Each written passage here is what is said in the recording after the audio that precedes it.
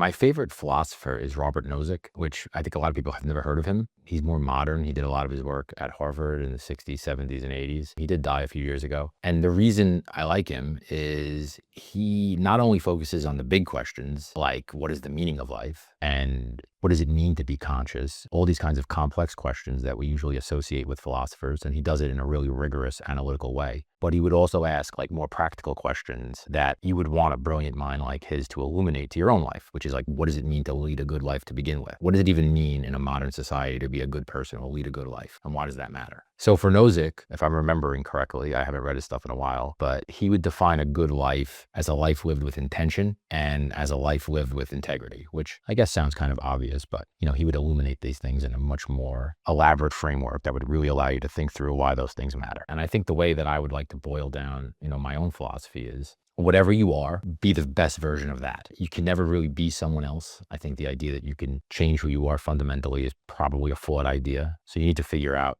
who you are and what you're good at and be the absolute best version of yourself you can be.